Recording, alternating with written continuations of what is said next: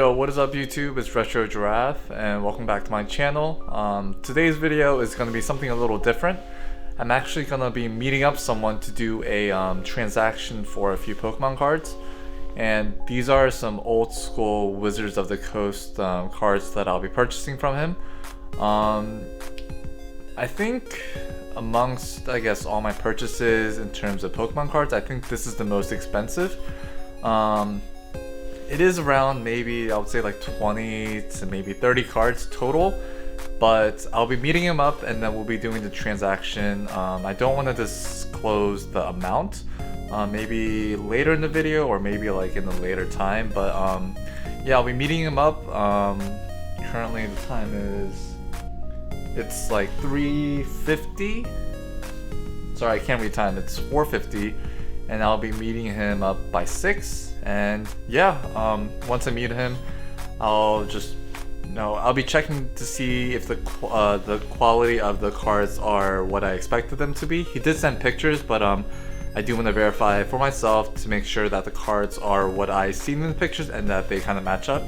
So right now, let's drive on over to the place. It should take about, or GPS says around like 45 minutes. So let's go.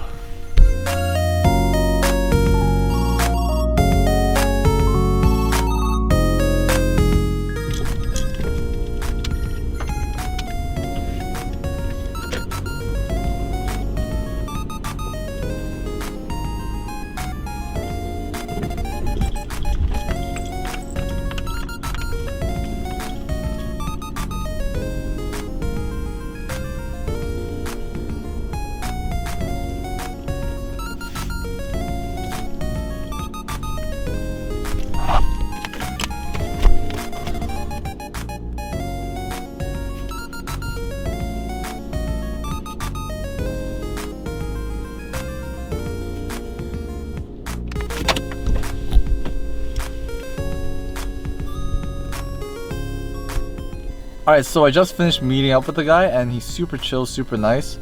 And now I'm gonna head back home, and back home we can take a closer look at the cards, and I'll sleeve them up and put them in top loaders. And yeah, I'll be adding them to my collection, but see you at home.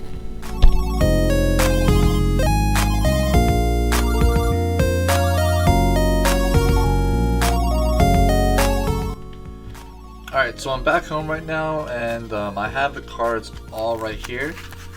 As you can see, they're in like their original, penny sleeves, and these penny sleeves are really old. He basically told me that these were in his basement, and then they're probably like hidden in the box. Fortunately, he said that he does have more, so I do plan on buying more from him, but then, man, it kind of just goes to show, at least there are sleeves in them, and some of these are actually like better sleeves, but then, man, these old school penny sleeves, legitimately worth a penny, barely protecting the sleeves. But let me just switch these over to perfect fits, and then I'm thinking about putting them in perfect fits, then regular sleeves, and then top loaders. So let me just do that right now. Alright, so if you guys are wondering why it's a little bit more brighter in this section of the video compared to the rest, it is because I'm actually reshooting this part. I think I did a pretty bad job in terms of, the lighting, because my room is pretty, I wouldn't say it's the best lit room, and what I always use is a natural light that comes through my window. So I think this will kind of give you a more fair representation of the condition of the cards, and also just give you a better look at them. Alright, so let's start off with this card right here. We have a Black Star promo Mew. And the funny thing with this card is when I bought it from the guy, this was the only card in a top loader compared to the other cards all being in penny sleeves. And this is considered, one of the more common / inexpensive cards compared to the rest. But I thought that was kind of funny. But for all of these cards, I will be showing you the fronts and the back so you guys can see, the condition of each card. And yeah. So we have a Black Star promo Mew, which is kind of the least exciting from the bunch. Next, we have a heavily damaged Dark Charizard. And from the get, you see like this little crease right here, the edge wear on the top, and maybe like a few creases on the bottom. I don't know how well the camera's going to pick that up. And also, if you see here, there's like a big crease just like running through the back, and the crease kind of goes through the card there. But surprisingly, because it is a Dark Charizard, it still holds value. I don't know the current value, but just because it is a Charizard, there is some value to this card, which is very surprising.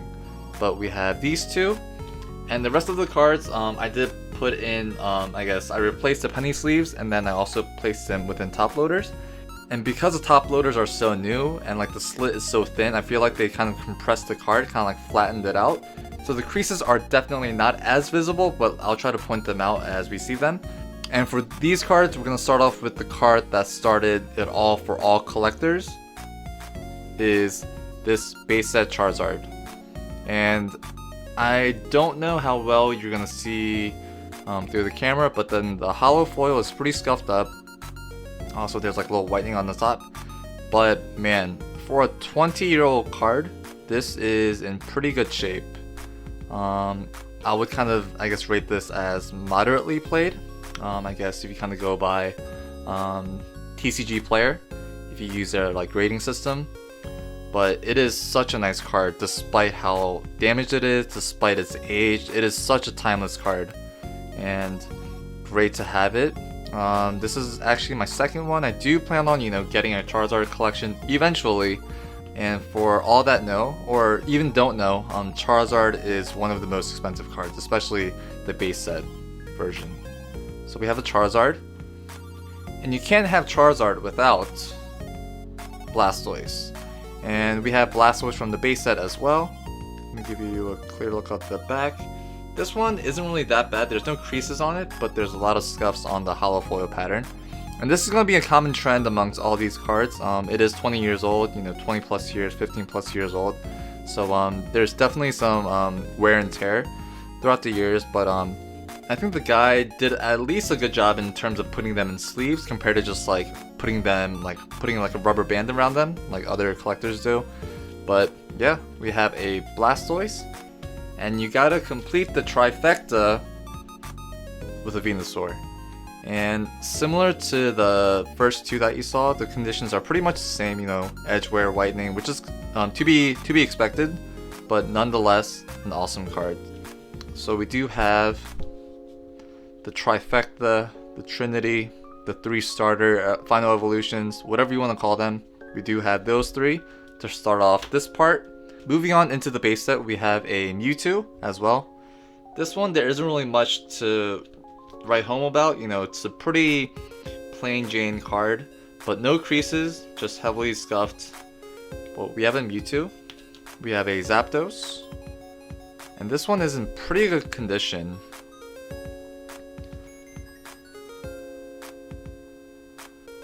Love this card. I love the contrast between like the purple, black, and like the yellow and the orange in the background for the hollow foil. Awesome card. Next we have a Ninetales. Very nice card. I love the artwork for the base set. It is so nostalgic. I'm sure there's, so much nostalgia behind these cards, but I think the artwork for the original base set WOTC Wizards of the Coast cards are so beautiful. And then I have these two. The condition for one of them isn't the best, but I have two Shadowless cards. The first one is a Shadowless Raichu.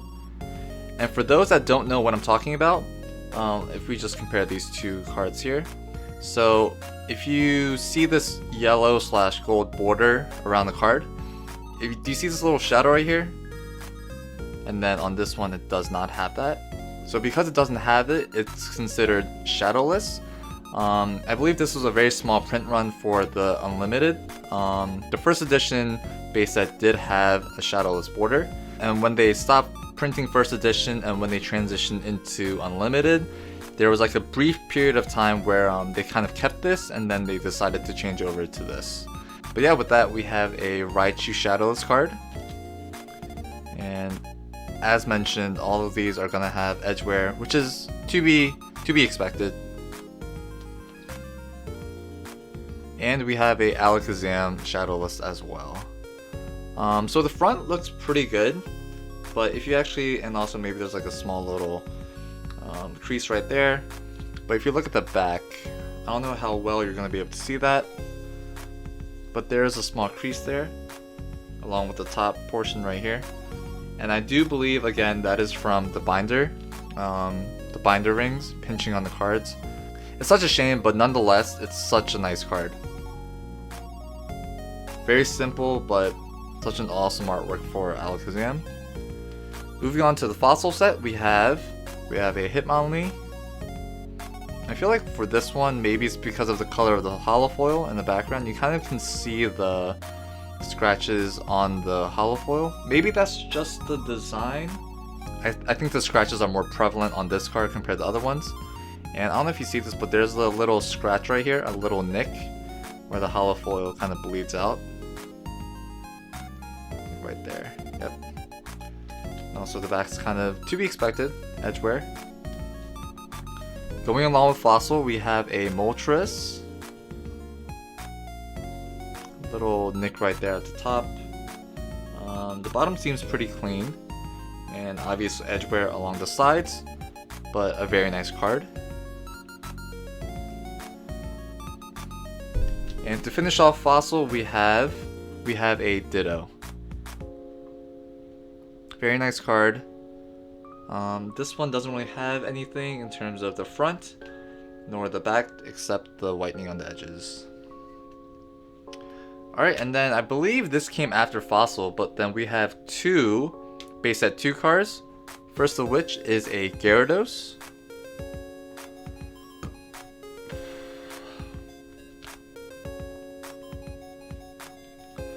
And this one is in pretty good shape actually. There's really not much whitening along the edges. Very nice condition. And to go along with that, we have a classic Hitmonchan. Very simple artwork, but nonetheless an awesome card. Very nice condition as well.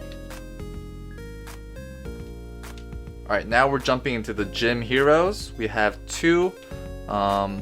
First of which is a Rocket's Moltres. And I don't know about you guys, but I love the Rocket cards. We have the Moltres, we have the Scyther, Hitmonchan, and Mewtwo. I might be forgetting one, but yeah, I love the artwork for the Rocket cards. They're so nice. Yeah, and also compared to having like a gym leader on the bottom, I love having the Rocket Grunt on the bottom instead. You would expect Giovanni, but I guess you can't really expect that because he is the 8th gym leader. But we have the Rocket's Moltres. You know, edgeware is to be expected. I'll say it time and time again. And my personal favorite, we have a Rocket Scyther. And I just love the artwork on this. I love the colors in the background for the holofoil, the red, the yellow. It really makes Scyther pop out. Very nice card. And going on to Gym Challenge, we have one card, and personally I think this is the best condition of all of the cards. We have a Misty's Gyarados. And if you see the back, it is pristine. The white specks you see are from just like the dust particles that kind of caught onto the top loader. But this card is probably near mint condition, I would have to say. Such a beautiful card. The contrast between the yellow and the blue really pop out. Now moving on from Generation 1, we're going to move on to Generation 2. We have a first edition Typhlosion from Neo Genesis. And man, when I saw this card, I had to pick it up. Typhlosion is the starter of choice for me for Gold and Silver. I know a lot of people like Totodile instead, but for me it was Typhlosion. And I love the card as well. I love the artwork. The holofoil design is amazing. And plus it is first edition, as you can see that stamp right there. An awesome card. Can't really expect much. And I'm noticing that there's a lot of edge wear on the top.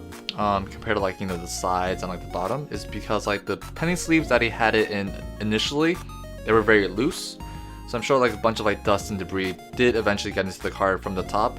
So which is why, you know, there's obvious edge wear, whitening on the top portion right there. But we have a first edition Typhlosion. Moving on to the next set was, I believe, Neo Discovery, and we have a Hitmontop, and I just love the artwork. It's so simple, you know, it's like very 2D, but it definitely works, especially for this Pokemon right here. But yeah, we have a Hitmontop, small crease right there, obvious whitening around the edges, but nonetheless a very nice card. Now moving on to Neo Revelations. So let's start off with this card right here. We have a Houndoom, and I don't know if you can see it, but there is a first edition stamp right there. When I initially saw pictures, I thought it was just unlimited, but as I saw the pictures more closely, I did notice the first edition symbol, so I was very excited. Oh, and I actually didn't notice, the hollow foil pattern only stops, you know, to there. I thought it was the whole background. But yeah, it's only the top portion right there. But man, these first edition cards are in pretty good shape. Actually, very good shape. Much better than, you know, the base set cards. We have a Houndoom first edition. We have a Ho-Oh first edition as well from Neo Revelation. And personally, Ho-Oh is one of my favorite legendary Pokemon. I think the colors on the wings, the color scheme on the Pokemon is just so vibrant, so colorful. I love it. Like the green, the red, the white, yellow on the beak. Just everything about this Pokemon, I just love the colors of. The back is, you know, there are nicks here and there. Hopefully that's part of the penny sleeve. But yeah, nonetheless an awesome card. I love this card. Also my favorite Pokemon, one of many. And also that first edition stamp. And the last one from the bunch is a first edition Suicune from Neo Revelations. This card is actually in pretty good shape for what it is. Obviously whitening on the top. But I mean, obviously a lot of the times we don't look at the back of the cards, we just look at the front. But then I know a lot of collectors care about, you know, the whitening. I do as well, but not as much, because you're going to be looking at the front of the card. But even just looking at the front, there's no real complaints. Yeah, I don't really see anything wrong with the card. But man, 3 first edition from Neo Revelation. And last but not least, this is a card that drew me to the listing. As I mentioned earlier, I bought this off of Facebook Marketplace, and once I saw this card, I just had to strike the deal, and we talked, and we finally came to an agreement. But this card right here, Shining Kabutops. And let's just start from the back. So yes, there's obviously whitening on the top. There's a bit on the edges as well. There's like that small crease, which I mentioned is probably from the binder. But if you look at the hollow foil on Kabutops itself, it is in remarkable condition. You don't see a single scratch. I mean, I'm sure there are like tiny scratches here and there, but then overall, such a nice card.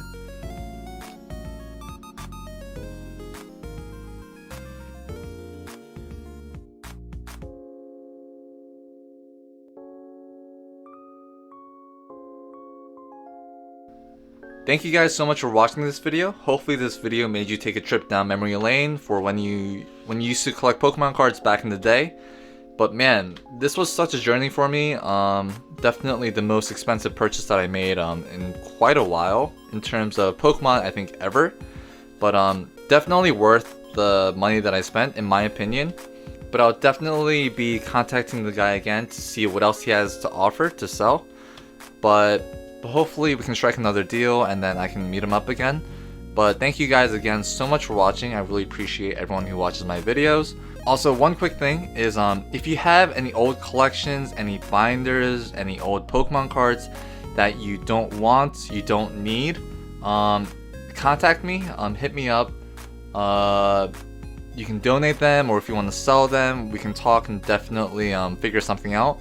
I am interested in older cards, but I mean, if it is Pokemon regardless, I will be interested. So definitely hit me up. I guess the best way to contact me would be through Instagram. So like send me a message and then we can talk there. But thank you guys again so much for watching this video. It really means a lot to everyone who watches it. And I'll see you guys in the next one. Peace.